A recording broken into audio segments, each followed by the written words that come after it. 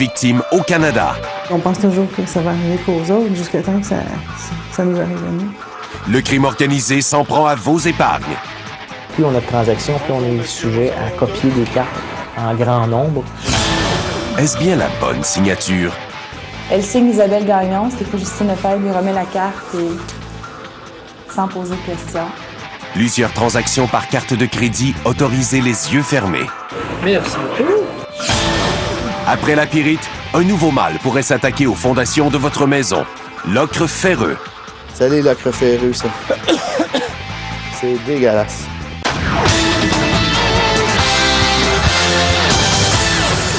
Bonsoir, bienvenue à JE. D'abord, toute l'équipe se joint à moi pour vous souhaiter une bonne et heureuse année. Une année qu'on commence à JE en revenant sur nos enquêtes qui vous ont le plus fait réagir en 2005. D'abord, un reportage qui a peut-être changé la vision que vous avez de l'outil préféré des consommateurs québécois, la carte de débit. Vous en avez sûrement une, c'est pratique, on peut payer avec presque partout maintenant. Savez-vous que les Québécois sont les plus gros utilisateurs de cartes de débit au monde? Mais ce que les institutions financières ne vous disent pas, c'est que cette popularité contribue à faire du Québec la cible favorite d'organisations criminelles internationales spécialisées dans le clonage des cartes de débit.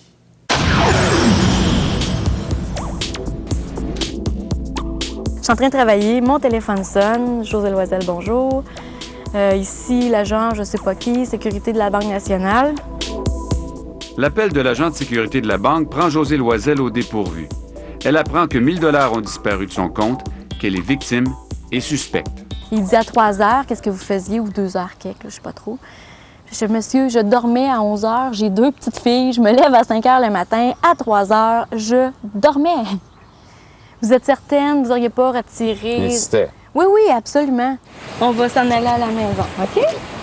1 000 $, ça fait un gros trou dans le budget d'une jeune famille. Puis j'appelais constamment pour avoir des nouvelles. Mais c'est sûr qu'eux, là, ils nous courent pas après pour nous dire ce qui se passe, là. Eux, ils font leur enquête, puis... Vous vous attendez. Oui. Après 2 semaines d'inquiétude, Mme Loisel récupère enfin son argent. On sent qu'on a été violés.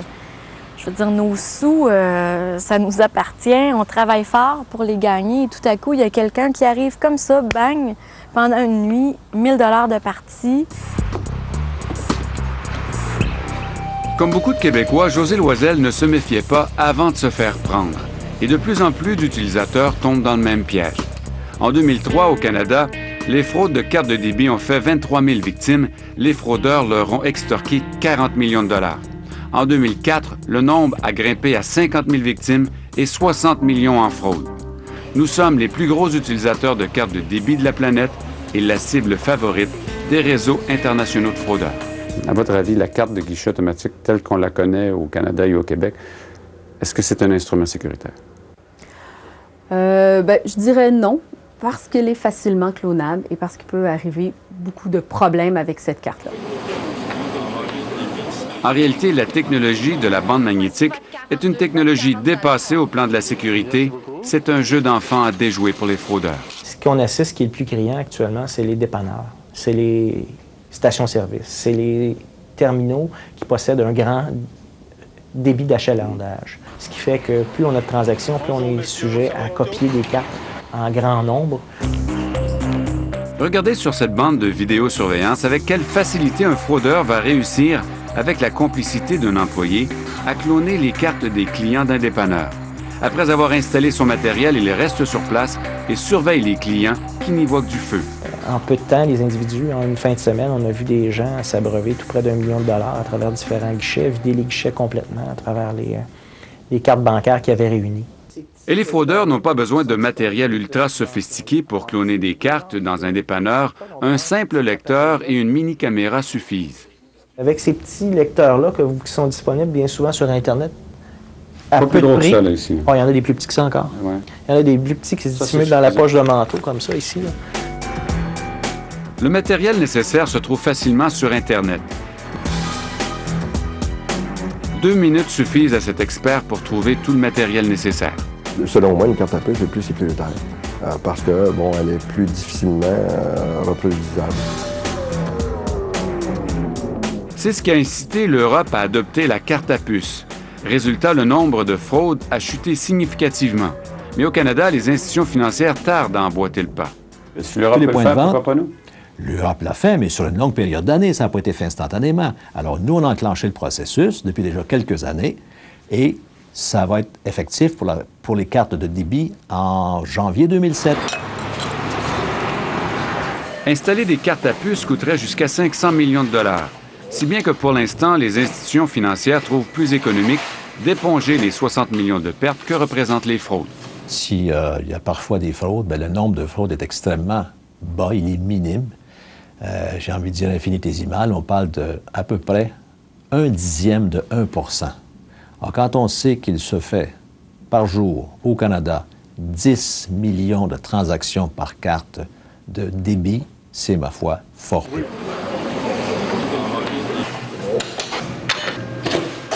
Quand on parle de 50 000 personnes au Canada, je sais que vous trouvez que c'est bas, là, mais c'est 50 000 familles.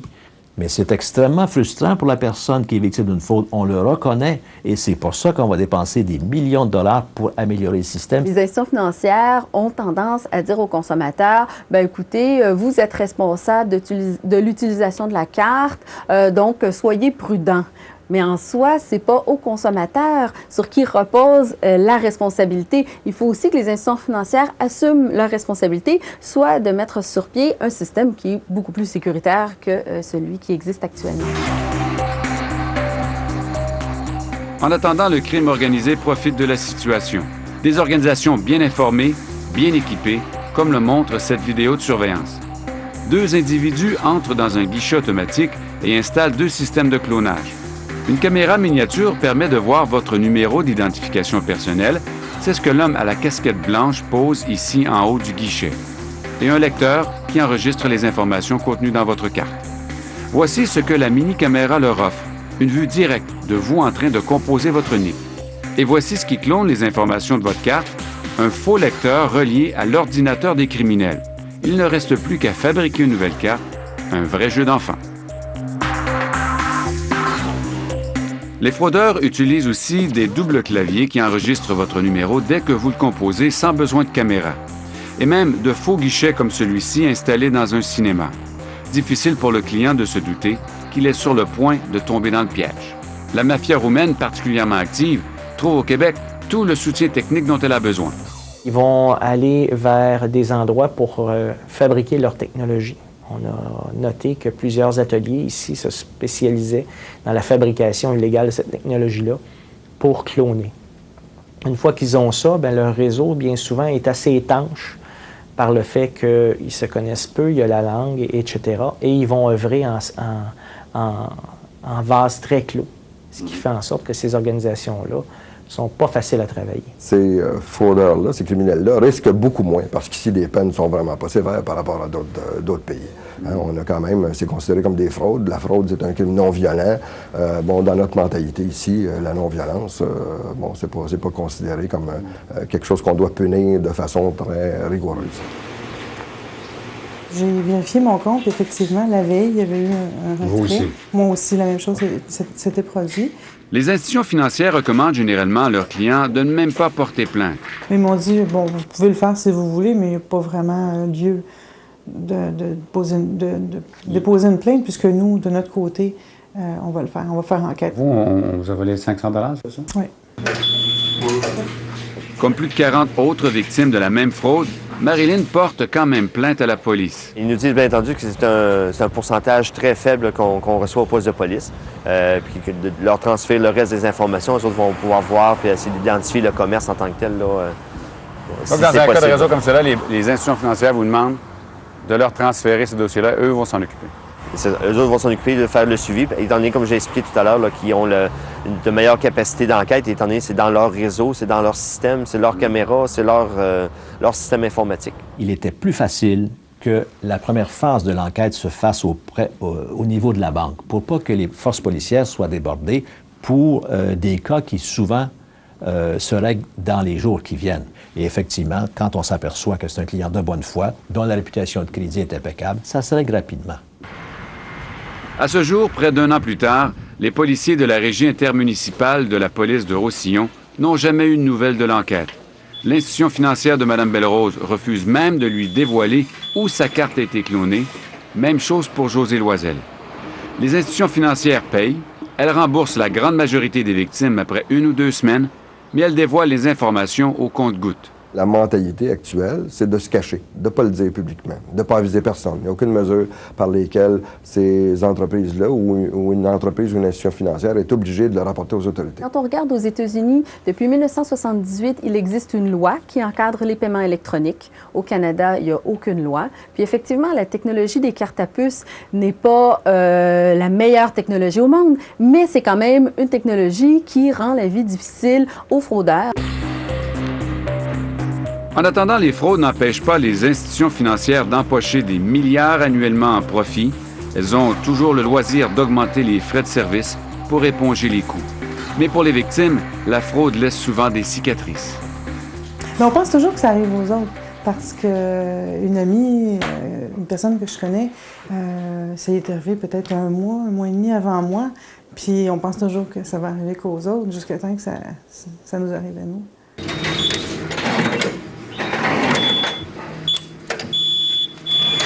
Quand j'utilise ma carte de guichet, honnêtement, à chaque fois, j'y pense. Je regarde, je laisse plus jamais personne la prendre, la passer. Ou si la machine est sous le comptoir, avant, je pouvais me dire, bon, ben, il faut faire confiance. Maintenant, c'est comme la machine sur le comptoir. Moi, je fais pas comme ça. C'est sûr qu'on y pense toujours, là.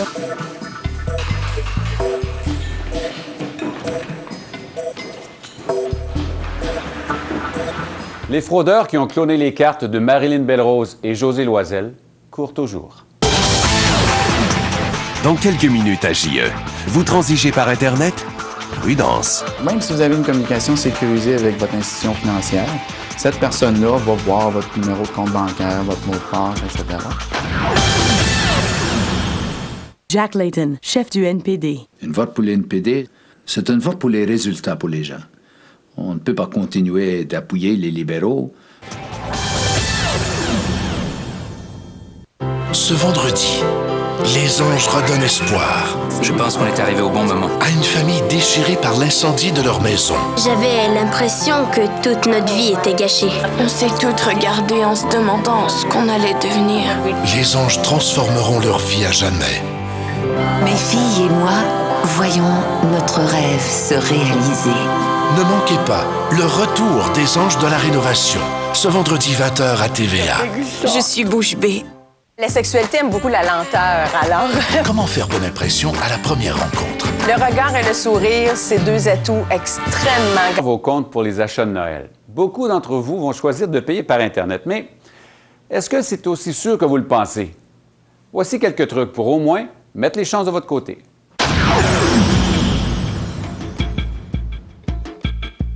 Est-ce que vous faites des achats par Internet? Régulièrement, transactions bancaires, achats en ligne, sans problème. Vous n'êtes pas méfiant du tout? Méfiant, oui. Donc, c'est sûr que c'est un peu notre métier en sécurité d'être avisé. Alain Mercier est un spécialiste de la sécurité sur Internet, alors il sait reconnaître les fraudes et les fraudeurs d'un coup d'œil.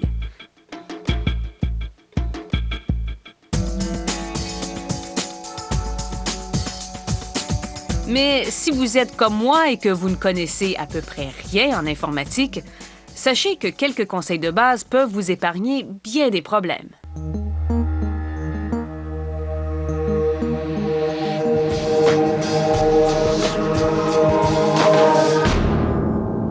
Les sites bancaires, de façon générale, au Canada, au Québec, est-ce qu'ils sont sécuritaires? Absolument. Ces gens-là utilisent des technologies, les protocoles sécuritaires, des clés de chiffrement à 128 bits.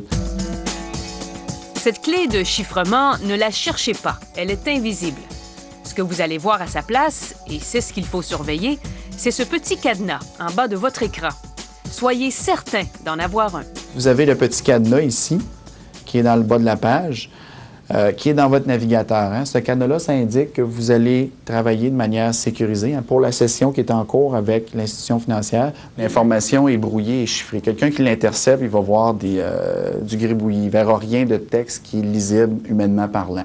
Donc, on prend une clé, on brouille l'information et on l'envoie sur le fil comme ça, brouillé.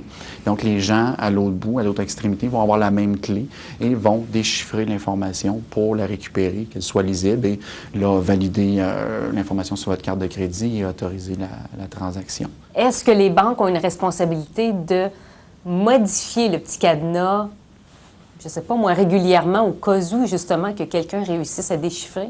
Cette clé-là, elle est dynamique. Donc, à chaque fois que vous créez une session avec votre institution financière, c'est une nouvelle clé et elle est utilisée pour la durée de la session. Donc, une fois la session terminée, cette clé-là n'est plus valide.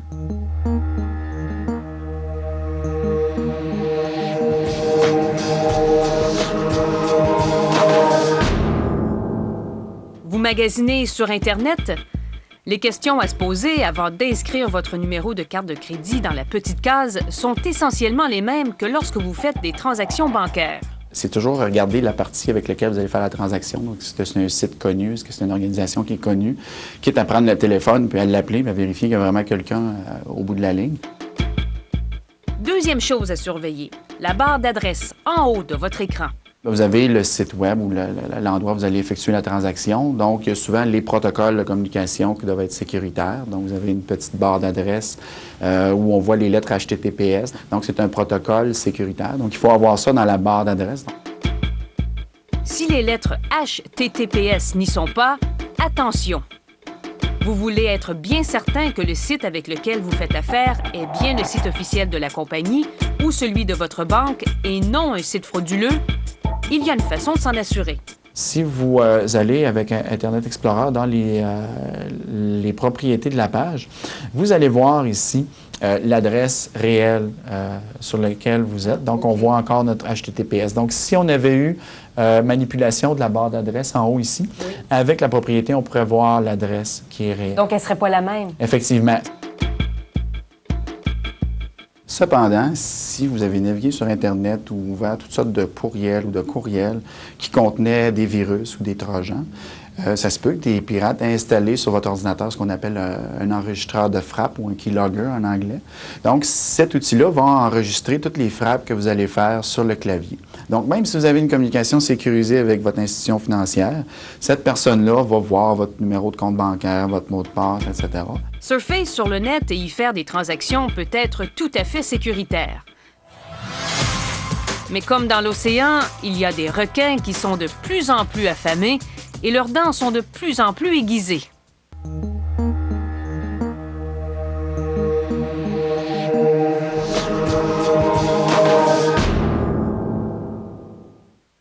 Les fraudeurs s'y prennent de différentes façons pour vous leurrer et vous inciter à divulguer vos informations personnelles. La fraude la plus populaire en ce moment, l'hameçonnage, ou en anglais, phishing. Donc, ce sont des sites qui ont l'air officiels, Exactement. mais qui ne le sont pas. Exactement. On vient vous chercher avec un courriel, on utilise le logo. Même le logo, par exemple, de la banque. Exactement. Ici, le fraudeur a utilisé le site de la Banque Royale. On vous met en confiance, on vous dit « Regarde, je suis ta banque, j'essaie de mettre mes systèmes à jour, je ne suis pas sûr que ton information est à jour. S'il vous plaît, peux-tu venir sur mon site, entrer numéro de carte de crédit, information bancaire et autres, puis je vais valider ton compte. Si tu ne le fais pas à l'intérieur de tel temps, je vais bloquer l'accès à ton compte. » Si vous êtes attentif, il y a plusieurs indices dans cette lettre qui devraient sonner l'alarme. Le langage utilisé, les cadenas, les protocoles sécuritaires ne sont pas nécessairement toujours en place. C'est généralement pas personnalisé comme courriel. Hein? Ça va être cher client, mais on n'a pas votre nom ni rien. Vous avez toujours quelque chose qui est urgent. Hein? Soit dans le corps du texte ou dans le sujet, on vous demande de réagir assez rapidement. Si vous cliquez sur le lien, généralement, ce qui se passe, c'est qu'on vous envoie sur un site qui va ressembler au site de la banque, mais l'adresse réelle où vous allez être téléporté, c'est cette adresse-là ici qui ne vous dit pas grand-chose, ni à moi non plus. Quelle est la chose à faire? Je dirais que c'est de l'effacer, de même pas l'ouvrir. Mais si vous mordez à l'hameçon, les dommages peuvent être considérables. Si vous recevez un courriel d'hameçonnage, vous rentrez votre information financière, vous pouvez être sûr qu'elle suit le chemin ensuite là, On va voler votre identité avec cette information-là et tous les problèmes qui s'ensuivent. Il y a peut-être 3 000 à 4 000 personnes au Québec là, en 2003 qui ont été victimes de vol d'identité, donc plusieurs millions de dollars fraudés. C'est une tendance qui va en augmentant. Si vous ne voulez pas faire partie des statistiques, mettez votre ordinateur sous clé, de la même façon que vous le faites avec votre maison.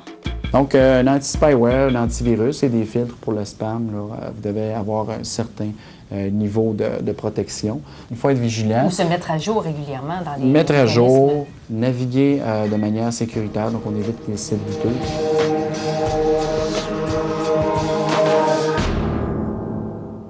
Ce que vous devez retenir aussi, c'est qu'il n'y a pas de site ou de technologie 100% sécuritaire, mais de bonnes pratiques combinées à de bons mécanismes de sécurité, eh bien ça peut vous permettre de naviguer en toute confiance. Et n'oubliez pas non plus qu'un pirate va d'abord attaquer un logiciel populaire, et plus un logiciel devient populaire, plus il devient vulnérable. Alors, soyez vigilants quand même. Après la pause, notre test JE. Carte de crédit acceptée. On a fait 7 commerces et il y a 6 commerçants qui ont passé les transactions sans vérifier. Ah oui? Oui. Ouais, ça me surprend beaucoup. Smart. Saviez-vous que ça veut dire... Plus savoir si les commerçants appliquent la règle la plus élémentaire de sécurité. Est-ce qu'ils s'assurent que votre signature est la même que celle qu'on trouve à l'endos de la carte? Vous allez voir, les résultats sont plutôt étonnants. On a choisi 7 commerces au hasard. Notre complice va faire des transactions avec ma carte de crédit. Combien de commerçants, pensez-vous, vont remarquer que le nom sur la carte ne correspond pas à la signature?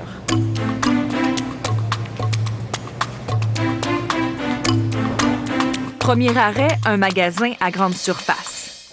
Merci, Madame la Ferronnet. Bonjour. Voyez, notre complice remet la carte de crédit. Le caissier la lui redonne avant même d'attendre que la transaction soit acceptée.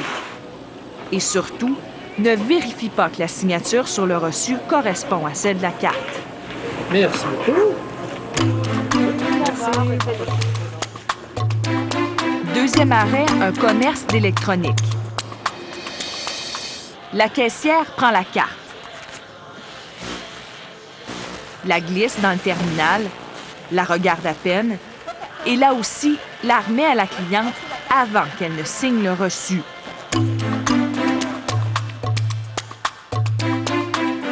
Voyons dans ce commerce de rénovation. Cette fois, l'employé conserve la carte dans sa main. Pendant que notre complice signe, la caissière jette tout simplement un coup d'œil à l'endos de la carte avant de la remettre à notre complice. Dans ce dépanneur maintenant. Même scénario. Est-ce que je peux payer par carte de crédit?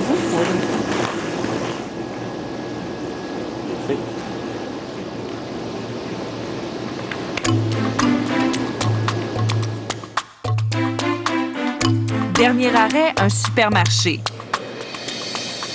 La caissière ne remet pas la carte de crédit à la cliente, lui présente le reçu pour la signature et, contrairement aux autres, remarque immédiatement que la signature ne correspond pas à celle de la carte et appelle son gérant. Madame, je suis Nabel, je suis journaliste à l'émission JE. On fait un test. C'est ma carte de crédit. Non seulement on me demande de signer le reçu, mais de présenter une autre carte d'identité avec ma signature.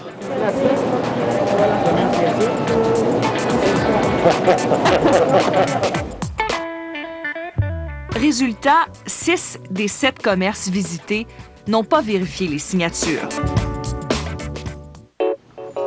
Seule l'Association des détaillants en alimentation du Québec a accepté de réagir à notre test.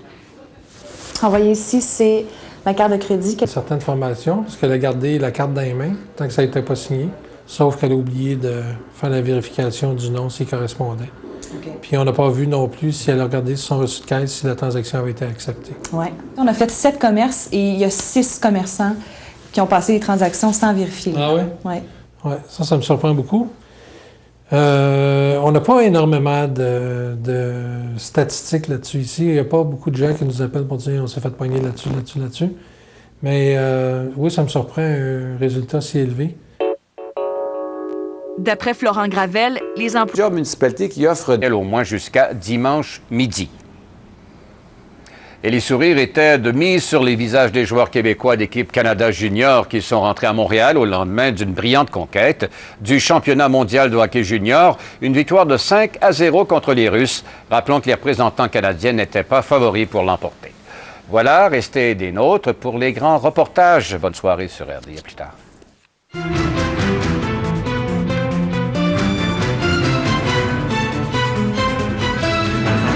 Aux premières loges de la révolution pacifique en Géorgie. Un soulèvement devenu un modèle pour d'autres révolutions douces dans les pays de l'ex-Union soviétique.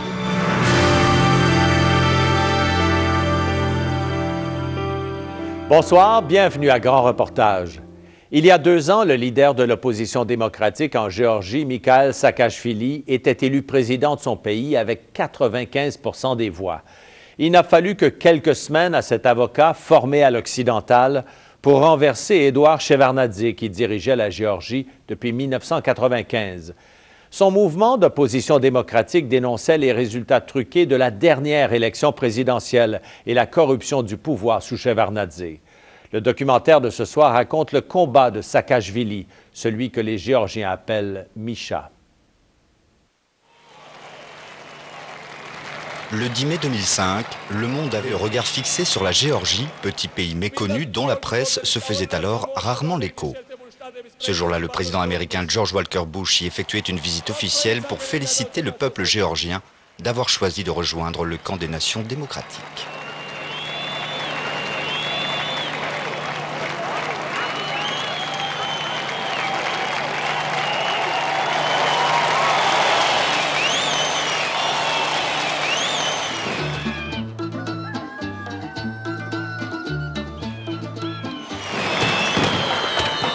George Bush était venu sur cette terre, fier de ses traditions et de son passé, à la rencontre du nouveau président de la Géorgie, Mikhail Saakashvili, celui qui avait réalisé l'impossible.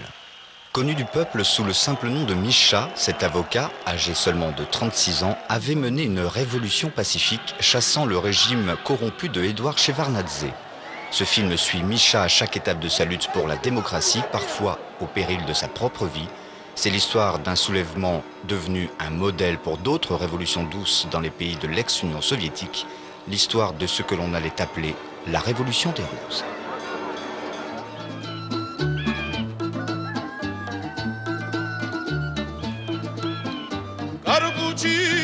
Située entre les montagnes du Caucase et la mer Noire, la Géorgie est une terre où vivent 5 millions d'habitants. À la frontière de l'Est et de l'Ouest, le pays occupe une position stratégique sur le flanc méridional de la Russie, coincé entre la Tchétchénie, l'Arménie, l'Azerbaïdjan et la Turquie. La Russie l'avait occupé militairement pendant 2 siècles, l'utilisant comme un rempart contre le monde musulman. Aujourd'hui, la Géorgie représente un nouvel enjeu. Elle se trouve sur l'itinéraire d'un très important oléoduc qui achemine du pétrole de la Caspienne jusqu'à l'Ouest. D'où l'intérêt soudain des États-Unis et de l'Europe pour ce pays longtemps oublié, et parallèlement la crainte de la Russie de voir l'influence occidentale s'installer à sa frontière.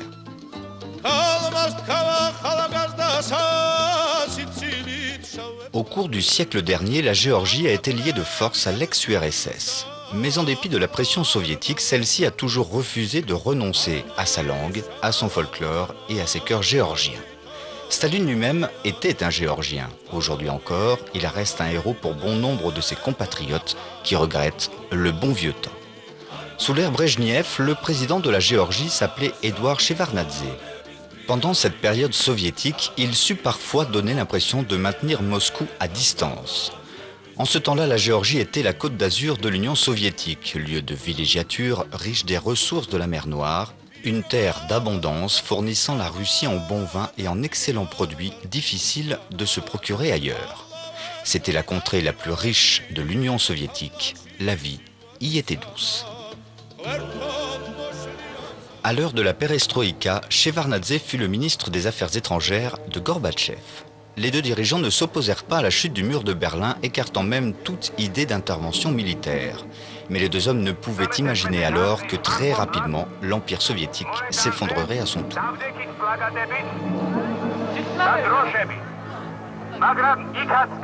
La Géorgie, elle aussi, rêvait d'indépendance.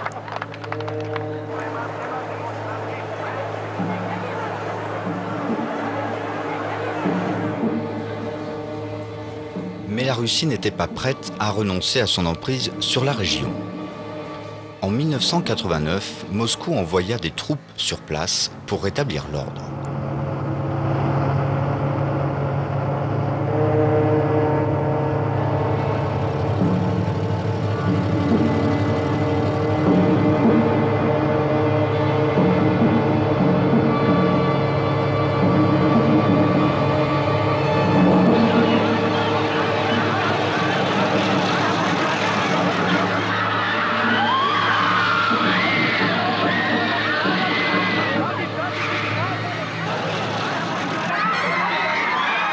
Mais la pression de la rue fut la plus forte. En 1990, la Géorgie proclama son indépendance.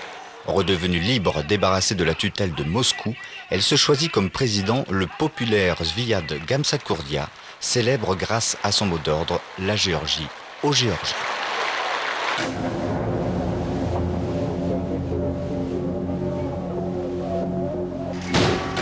À peine débarrassée de la tutelle du Kremlin, la Géorgie plongea dans la guerre civile entre 1991 et 1992. Des affrontements sanglants interethniques dévastèrent les provinces d'Abkhazie et d'Ossétie du Sud.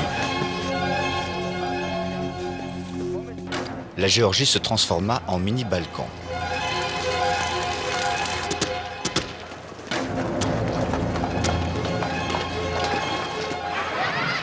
« 200 000 Géorgiens victimes d'un véritable nettoyage ethnique durent alors quitter leur terre natale.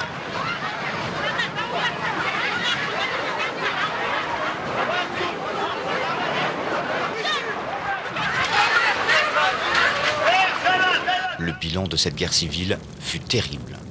10 000 morts et une nation dévastée. Les régions séparatistes décrétèrent leur indépendance. Elles voulaient affronter seules leur futur, sans la tutelle de Tbilissi, mais avec le soutien russe. À peine indépendant, le pays se désagrège, des milices privées verrouillent les territoires, la Géorgie est en miettes.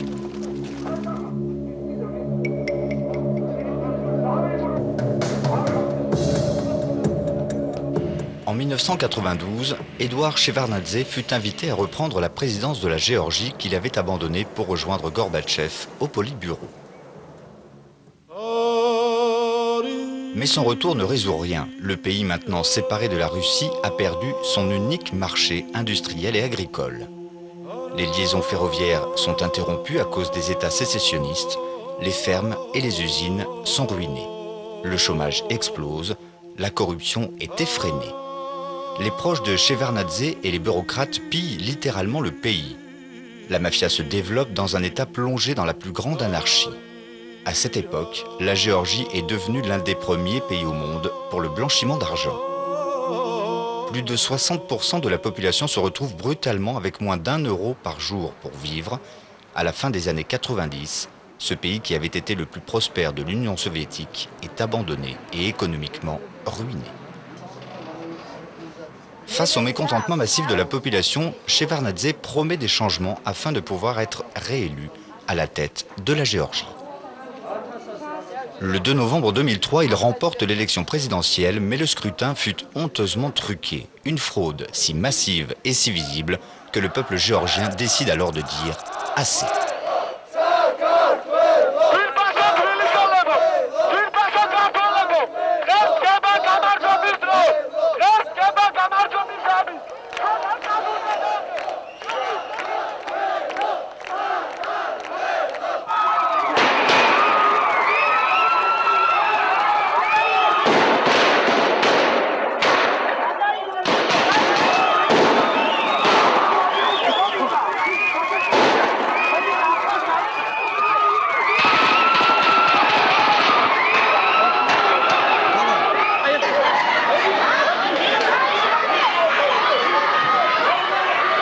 Chaque révolution doit avoir son leader charismatique. Mikhail Saakashvili saisit l'occasion et tente de trouver la voie conduisant à une révolution pacifique.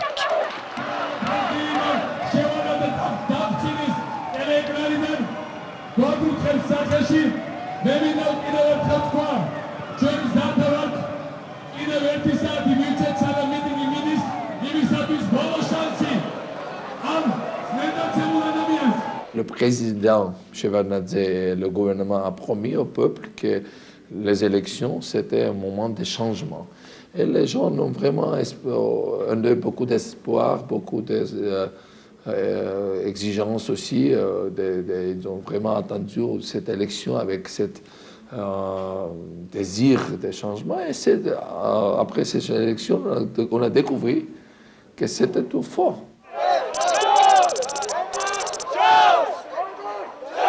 Le gouvernement a simplement dit oui, vous avez voté, oui, vous avez voté pour l'opposition. A fait une grande réussite par avoir l'opposition à peut-être 19 ou 22% de votes de place dans ce Parlement. L'opposition doit être contente, le peuple doit être content, mais nous allons continuer de gouverner ce pays comme avant. Mais c'était vraiment ridicule.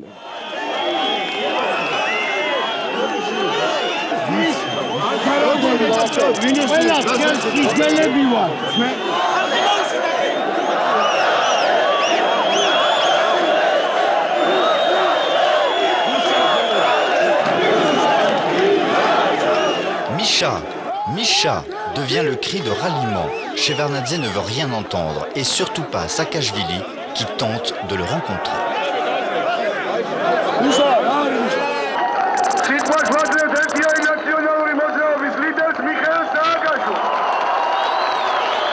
პრეზიდენტმა შევარდნაძემ გუშინ განაცხადა, რომ ამაყობს იმით, რომ ქართველი სტუდენტები არ შემოერთեն ჩვენ აქციას. გაახილოს თვალები ფართოდ და შეხედოს ჩვენი ახალგაზრდობის საუკეთესო ნაწილს. Savoir s'adresser à la foule a toujours été important dans la culture géorgienne, faite de passion. Le peuple privilégie le chef de guerre.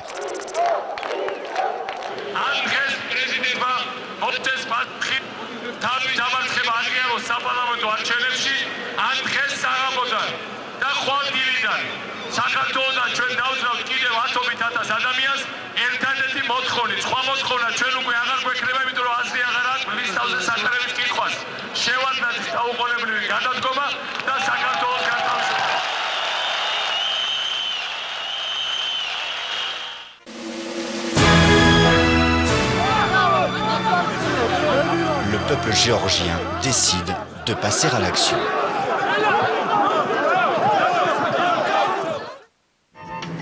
L'unité canadienne en 95. Paul Martin esquive les questions.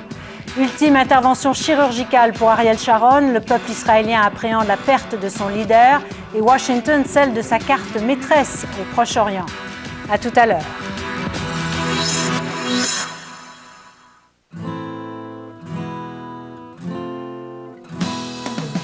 Heureusement. Heureusement. Heureusement. Heureusement. Ça prend du monde qui se souvient du scandale des commandites. Heureusement. Ici, au Québec, c'est le bloc. Pourquoi tu traites autant sur la Coffee Crisp? La Coffee Crisp, mais c'est un goûter léger et délicieux. Tu savais pas ça? Non, je sais pas. Misha appelle le peuple géorgien à se rassembler à Tbilissi, la capitale, pour le soutenir. Jamais il n'aurait pu imaginer à quel point cet appel sera entendu.